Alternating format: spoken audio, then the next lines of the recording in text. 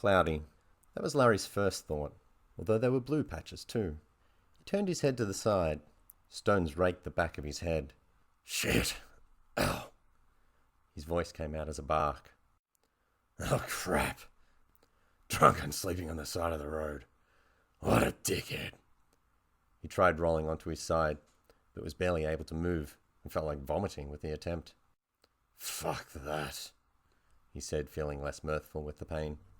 He turned his head the other way and saw a road disappearing past a rotting fence that continued on and wrapped around the side of a green, grassy hill.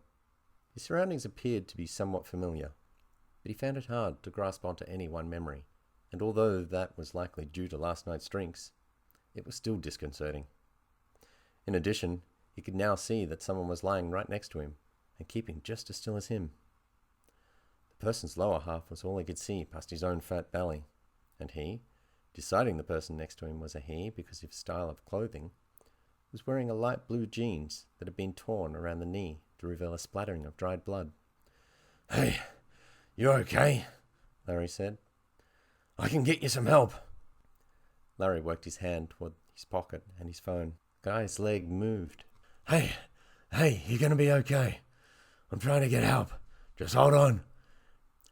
Larry kept reaching for his phone while also raising his head to try and see more of the guy, although with little success. He regretted last night now, and the many Christmas lunches he had eaten before finally attending his own work's Christmas dinner.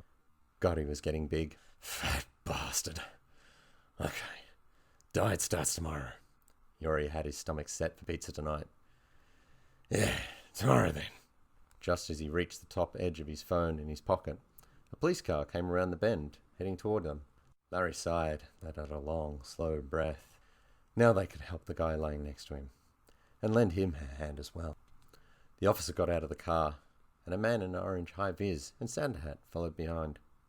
Their expressions showed that whatever had happened to the guy lying next to Larry, he was in serious trouble. Larry tried to look sober and professional, but I guessed he appeared as dopey as he felt. You all right? Can you talk? Larry listened for a reply from the unfortunate guy next to him, then decided to speak for him. He hasn't said anything, but he moved his leg. He's alive, I'm sure of that.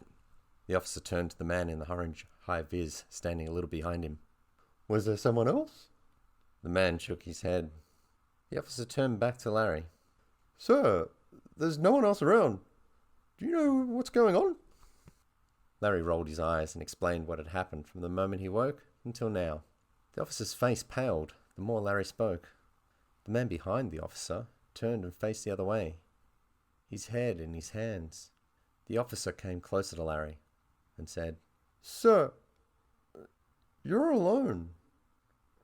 2 hours ago, this gentleman behind me was driving his work van from a Christmas party when he lost control and collided with you along the roadside. Right now, his van is on the lower half of your body. I'm very sorry, but until the paramedics arrive, I won't be able to move you.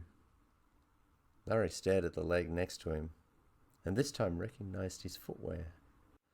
That's your leg up next to you, sir. Everything else from your waist down is compacted underneath the metal frame of the van. There may be nothing we can do, even after the ambulance arrives. Paramedics said that when the van is lifted up from you, you'll be deceased in minutes. The cop took off his cap and wiped his forehead. The best idea is to leave the van where it is, so you can get anyone down here that you need to see. Sir, is there anyone I can call? Larry stared back up at the sky, which had now fully clouded over. He was fat, and he hated that it would be the last memories his wife and children would have of him before he took his final breath. You've been listening to Roadside, written and performed by Mat Clarke, edited and directed by Noel Anderson from the Melbourne Writers Social Group Anthology.